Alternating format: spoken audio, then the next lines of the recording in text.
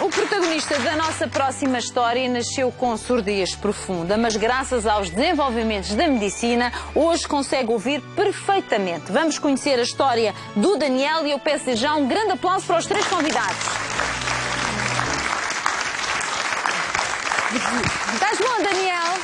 Sim. Bem disposto? Sim. Também já vais conversar um bocadinho. Agora vou pôr a mãe a contar a história, mas depois quero-te ouvir a ti, também a doutora Luísa, naturalmente. Bem, vou começar aqui pela mãe, naturalmente, Vera, para primeiro dizer-nos como é que foi a gravidez do Daniel. Boa tarde. O Daniel foi uma gravidez normal, foi uma gravidez desejada, correu tudo normal. O parto também, correu tudo bem? Sim. Tudo bem. Sim. Quando o bebê nasceu... Enfim, suspeitou-se logo de alguma coisa? Foi feita algum teste, no fundo, alguma avaliação que pudesse indiciar que ele tinha problemas de audição? Não. Quando ele nasceu, ele teve a pegar 10, isso é o primeiro teste que fazem à nascença, estava tudo normal. Não tive nenhuma indicação nem para fazer um teste, que é o chamado um rastreio auditivo. Desconhecia de tal teste e as coisas foram surgindo naturalmente. Então até que idade do Daniel é que vocês achavam que ele ouvia? E perto de um ano, mais ou menos, foi quando nós começámos a dar, ou tivemos a ter demos algumas indicações que ele não ouvia ou que não ouvia bem, por isso havia ali alguma perda auditiva. O que é que se apercebiam quando falavam com o bebê? Sim, principalmente quando ele estava naquela fase de querer chorar, nós estávamos atrás dele e chamávamos por ele e ele continuava a nossa procura. Foi aí que nós notámos que, pronto, haveria ali algum E depois devem ter feito aqueles testes que os pais fazem, que é chamarem de outro ponto, ver se havia reação. Exato. E nada. Nada. O que é que fizeram? Levaram-no ao pediatra? Sim, fomos ao pediatra. Na altura o pediatra pediu-nos o livro, como é normal, e no livro não estava lá o rastreio auditivo, o que ela achou logo estranho, e mandou-nos posteriormente fazer o exame. E foi aí que foi detectado. E o exame dizia exatamente o quê? O que é que tinha o Daniel? Que tinha surdez profunda bilateral a severa. Isto é, não ouvia dos dois ouvidos. Nada? Nada. Nada. Conseguiu-se perceber qual seria a origem? O que é que poderia ter, no fundo, originado esta situação? Inicialmente fomos fazer testes genéticos, mas em nenhum dos testes deu positivo. Entretanto, em conversa com a doutora Luísa, ela pediu-nos se podíamos fazer o teste através do teste do pezinho, que é uma análise de sangue logo após o nascimento, se poderia, com essa análise, fazer o teste do citomegalovírus, que é um vírus que, se for adquirido dentro da barriga da mãe, pode provocar alguns danos, ou danos graves. E aí já deu positivo, por isso a grande probabilidade do Daniel ter nascido surdo ou ter adquirido a surdez a posteriori, deve ter sido mesmo por causa desse aviso. Ou seja, foi uma coisa que aconteceu durante a gravidez que ninguém controlou, foi o bicharuco que entrou exatamente. E fez estragos, como costuma dizer. Sim. Ficaram muito assustados quando souberam que o vosso filho tinha surdez profunda? Eu acho que não foi assustados. Nós não queríamos acreditar, não sabíamos por onde é que caminho é que iríamos caminhar, nem sabia solução, por isso nós não tínhamos conhecimento de nada. E pronto, foi através desse primeiro teste que nós tivemos algum conhecimento a nível da parte auditiva e foi através de conversas com os médicos. Depois viemos também a conhecer a doutora Luísa Monteiro e foi ela que nos explicou quais eram as soluções que nós poderíamos escolher. Tinha o bebê 1 ano? Exatamente. Tinha um bebê 1 ano. Doutora Luísa, na altura, eu não sei se na altura que começou a acompanhar o Daniel, se estava a trabalhar onde está atualmente. Não estava. Estava na Estefânia. Sim. Estava na Estefânia, quando recebeu o Daniel. Como é que se explica isto aos pais que estão muito assustados? Meu filho não ouve. Olha, é assim, com uma grande dose de empatia, esse é fundamental. O médico tem que tentar pôr-se do outro lado e com calma explicar as coisas vezes sem conta, porque os pais são confrontados com um conjunto de informações que não conseguem digerir na totalidade. É verdade. Portanto, isto tem que ser Eu costumo dizer aos pais quando faço o diagnóstico que nós vamos ter uma longa caminhada todos em conjunto, o médico e a família, porque há muitas questões que os pais inicialmente não têm, que vão aparecendo ao longo do tempo, e o contrário. Portanto, o conhecimento do assunto, neste caso da surdez, tem que ir sendo progressivo, porque está provado que 90% das crianças surdas nascem em famílias que não sabem o que é a surdez. Logo ficam desorientadas. Exatamente. As pessoas passam por fases difíceis, primeiro de negação, depois de culpabilização. Os pais pensam... se que eu terei feito de mal para... Sim, exatamente, exatamente. E o nosso papel é sabermos que isso vai acontecer e guiar a família para ultrapassar rapidamente, portanto, todo esse tipo de reação que é normal, mas passarem a ser proativos. Perceberem, pronto, há um problema, não temos dúvidas. Hoje em dia os testes são, eu não vou dizer infalíveis, porque nada na vida é infalível, mas complementam-se, repetem-se, e portanto nós, quando falamos com os pais, temos que ter um grau de certeza muito elevado, não é? E depois temos que partir para pequenos conhecimentos. E o que eu digo sempre é que há um plano de tratamento que vai correr ao lado de um plano de chegar a um diagnóstico. O que é mais importante é instituir o tratamento, pôr a criança rapidamente a receber estímulos auditivos. E, paralelamente, vamos fazer os outros testes. Lá está a genética, o citomegalovírus... Já não vamos parar esta criança... Aqui estamos a falar de uma criança, mas não vamos parar esta criança enquanto se faz o estudo. Exatamente. Isto é fundamental. Claro. E os pais percebem isso perfeitamente.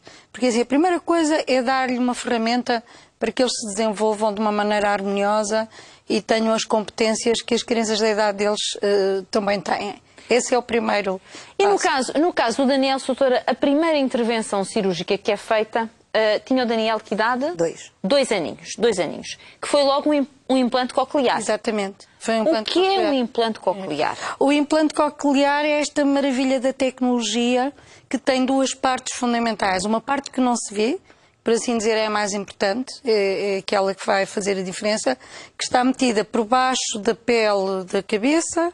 Portanto, tem uma parte que recebe a informação que é codificada por esta parte externa e que depois transmite diretamente ao nervo auditivo.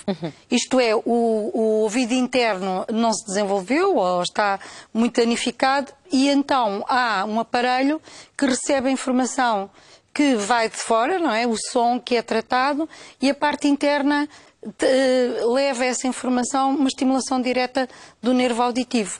E aquilo que começou no final da década de 80 do século passado como uma técnica experimental, rudimentar, apenas com um eletro que dava uma sensação auditiva, ultrapassou largamente aquilo que se esperava, aquilo que era expectável. Aqui à vista, nasceu com surdez profunda e fala por escuto deles. Exatamente. Tivemos que há pouco pedir para ele parar um bocadinho para eu falar com a doutora Luísa, que ele não deixava, que ele tem montes de coisas sempre para dizer ao mundo, não é? Exatamente. Muita coisa para dizer ao mundo. Exatamente. Eu queria perguntar-lhe, Vera, porque como mãe, enfim, a doutora Luísa já está familiarizada com isto, mas os pais é sempre uma novidade. Qual foi a sensação quando pela primeira vez o seu filho ouviu?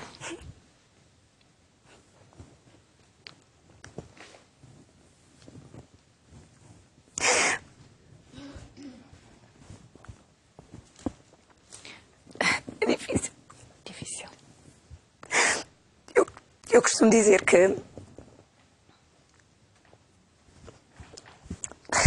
os anos passam.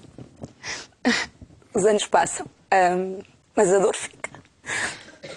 Mas ao mesmo tempo a felicidade também fica. Porque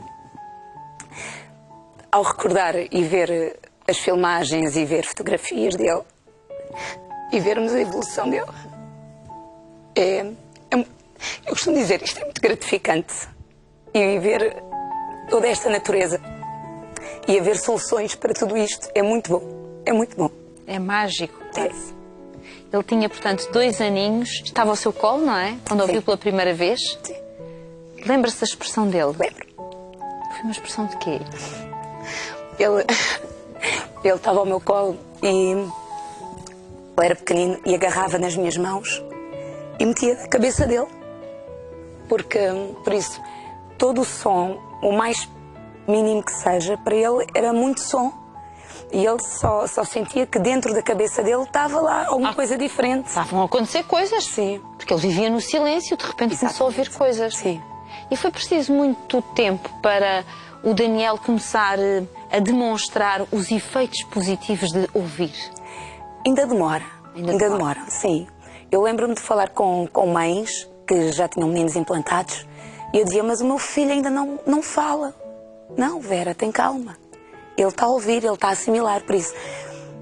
Enquanto que há crianças que ouvem dentro da barriga da mãe e depois até 1 ano, por isso num total ouvem com 2 anos, o Daniel nunca ouviu dentro da barriga, ou se ouviu foi muito pouco. Claro. E ele só aos 2 anos é que começou a ouvir a primeira vez. Por isso, e foi por isso que nós sentimos a necessidade de fazer o segundo implante, porque vimos resultados com o primeiro e quisemos fazer o segundo. Porque a seguir a essa cirurgia, doutora, isto não é tudo automático. Há uma cirurgia, depois é preciso algum tempo para se fazerem aqui as ligações e a programação necessária, certo? Sim. E depois as adaptações. Sim. Isto leva tempo. Leva muito Não tempo. é? Cirurgia, olá, boa tarde, estamos aqui. Não é nada disto. Era bom que fosse, mas Era bom não que é. fosse, mas não é assim. E as famílias têm que ser sempre avisadas que há uma aprendizagem da audição. Aquilo que para nós é natural, que é ouvimos e começamos a reproduzir os sons que ouvimos, não é? Porque tem um significado para nós. Estas crianças que nunca ouviram têm um trabalho árduo. Eles e as famílias. Portanto, se a gente os operar e eles forem para o mundo, o resultado é muito menor e mais tardio. Dá um trabalho de aprendizagem e tem que haver equipas treinadas para fazerem isto. O cirurgião faz... Eu costumo dizer às vezes a brincar que nós fazemos a parte mais simples, que é operar, fim de 2 horas... Depois vêm os terapeutas para os ajudar. Os terapeutas, os professores de ensino especial, os audiologistas têm um papel muito importante, porque são eles que adaptam os programas, portanto, eletrónicos para que o som da voz seja semelhante àquilo que nós ouvimos. Os psicólogos, como a Vera lembrou muito bem, às vezes no Sistema Nacional de Saúde a equipa tem que ser mais alargada, por exemplo, assistentes sociais, porque há famílias que têm dificuldades até para pagar o transporte para ir fazer a terapia da fala. Terapias, claro. E as pilhas e as coisas que se partem. E, portanto, tem que haver uma equipa alargada e o centro dessa equipa é a criança e a família mais próxima. Daniel, já agora tens que tu explicar aqui uma coisa à Fátima. Para já, é preciso muito cuidado com os aparelhos que tu tens. Sim, precisamos muito cuidado porque para eles não estragarem. E quando eles estragarem, assim já não ouço. É verdade, é verdade. E eles estragam-se com facilidade? Estragam-se com facilidade? Ou seja, se tu sem querer dás assim uma pancadinha ou coisa, estragam-se logo ou também não é assim tão sensível? Não é assim logo. Não é um ovo, Fátima. Alguns dias, quando eu caí, também... Alguns dias já caí e não estragou-se. Não se estragou. Pronto, correu-te bem, não é? Correu-te bem. Olha, o que é que tu mais gostas de ouvir? De ouvir? Sim. Gostas de música? Sim. Que tipo de música é que tu gostas? Tipo... Ai. Gostas assim de música animada para dançar? Gostas de música mais tristonha? O que é que tu gostas? Daquelas músicas da flauta. As músicas da? Flauta. Ai, tu gostas de música de flauta? Ai, Eu que tenho. bom! Ele toca flauta na escola. Tu tocas flauta na escola? Sim. Ai, que maravilha! E gostas muito? Sim. E já foste alguma vez ouvir uma orquestra com aqueles instrumentos todos a tocarem ao mesmo tempo? Assim, já foste? Não. Ainda não. E já agora aproveito para perguntar outra coisa. Um som que tu não gostes nada?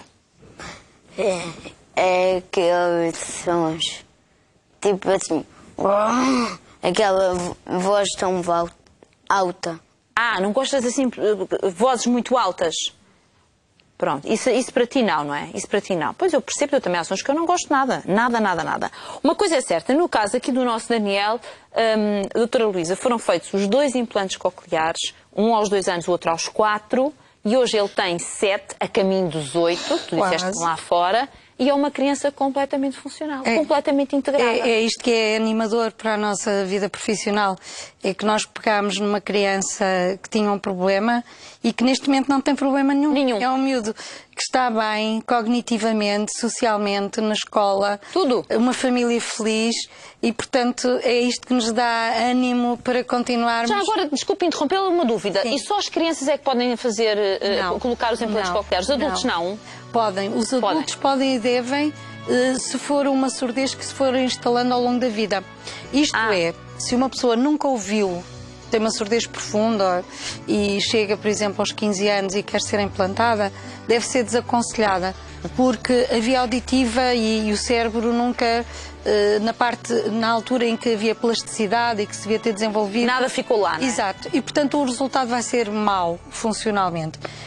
Mas felizmente não é esse o tipo de doentes que nos chega na idade adulta. Chegam-nos pessoas que progressivamente foram perdendo a audição. Mas que já ouviram. E que já ouviram e que falam.